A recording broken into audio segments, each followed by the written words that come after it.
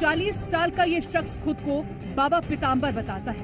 छत्तीसगढ़ के महासमुंद के गांव बूटीपाली में ये दरबार लगाता है। ये दरबार पहुंचने वाली निसंतान महिलाओं को नींबू और फूल देता है और दावा करता है कि उसके खाने के बाद संतान प्राप्ति होगी।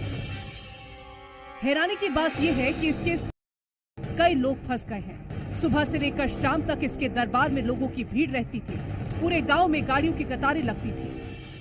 वहीं अब इस बाबा की शिकायत पुलिस तक पहुंची तो एक्शन लेते हुए इसका दरबार बंद करवा दिया गया है। महिलाओं को नींबू खिलाकर गर्भधारण करने का दावा किया जा रहा था, जिसकी शिकायत प्रशासन को प्राप्त हुई थी। इसमें प्रशासन द्वारा टीम बनाकर कार्रवाई की जा रही है और इसमें स्वास्थ्य विभाग और पुलिस विभाग द्वारा मिलकर उस व्यक्ति के खिलाफ वैधानिक कार्रवाई की जा रही है। इसके लिए जांच टीम हम लोगों ने भेजी थी। वहां पर हमारे विभाग से गए थे, राजस्व विभाग से भी गए थे। टीम ने पाया कि वो जड़ी बूटियों से और नींबू चटा करके इलाज करता है और ये कहता है पब्लिक को कि आप लोग गर्भवती हो जाओगे इसको, जो कि बिल्कुल भी संभव नहीं है। चिकित्सकीय इलाज भी कराते हैं। रूढ़ी जो ये है जड़ी बूटी वाला है, इसमें भी जाते हैं कि कहीं ना कहीं से कुछ फल मिल जाए। लेकिन उन लोगों को मैं ये कहना चाहूँगा कि इस प्रकार के इलाज से कोई फल नहीं मिलता है। ये टोटल फर्जी है। कहना है कि वो 15 साल की उम्र से जड़ी बूटी से इलाज कर रहा है। लोग अपनी श्रद्धा से आते हैं और अपना इलाज करवाते हैं। यहाँ हैरान करने वाली बात तो ये है कि बाबा के दरबार में न सिर्फ छत्तीसगढ़ बल्कि दूसरे राज्यों से भी लोग अपनी समस्याएं लेकर आते हैं। बताता हूँ कि मुझे कुछ दिनों पहले वहाँ पर एक गांव है बूटीपाली के आगे में भंवरपुर, वहाँ से और फिर महासमुंद से मुझे जानकारी मिली कि वहाँ पर एक बाबा है जो लोगों को निसंतान दंपतियों को संतान देने की बात करता है और इसके लिए बुलाता है, उन्हें नींबू चटाता है। और उसके बाद में कुछ वीडियो भी लोगों ने मुझे भेजे और मैंने जो वीडियो देखे उसमें था कि भाई उसके जो दावे थे वो ऐसे थे कि मैं किसी को अगर नींबू चटाता हूँ तो उसके बाद में 15 मिनट के अंदर गर्भधारण हो जाता है। दूसरा, उस व्यक्ति को सोनोग्राफी नहीं कराना है जब तक मेरा ऑर्डर नहीं हो। अगर सोनोग्राफी कराएगा तो सोनोग्राफी में कुछ आएगा नहीं। तीसरी बात उसको यह भी करा दे कि जो डिलीवरी है बच्चे की वो 4 महीने में हो जाएगी, ज़्यादा से ज़्यादा 6 महीने में हो जाएगी। फिर उसके भी कहा कि वो बच्चे को 3-4 महीने में चला सकता है। और कुछ लोगों को कहा कि भाई इसमें जुड़ा बच्चे होंगे, उनको बताया, ऐसा कुछ लोगों का कहना था। लेकिन इसमें सबसे बड़ी बात ये होती है कि क्योंकि जैसे बाबा के बारे में जानकारी मिली है कि वो 4वीं-5वीं पास बाबा है। कुछ दिनों पहले वो घर से चले गए थे, वहां से उसके बाद आया तो उसको ऐसा लगा कि वो लोगों का इलाज कर सकता है और उसको लगा कि निसंतान दंपतियों का इलाज करना सबसे ज्यादा सुविधाजनक होगा। क्योंकि इसमें निसंतानता ऐसी चीज होती है जिसमें व्यक्ति जो होता है या पूरा का पूरा परिवार रहता है वो कई बार परेशान होता है। और ग्रामीण अंचल में होता ही है कि कई बार अगर किसी की 18-19 साल में शादी हो जाती है और 1-2 साल तक बच्चे नहीं होते और उनके ससुराल में कहा जाता है तुम्हारे बच्चे नहीं हो रहे हैं, तो वो लोग जो चाहें वो करने को तैयार रहते हैं।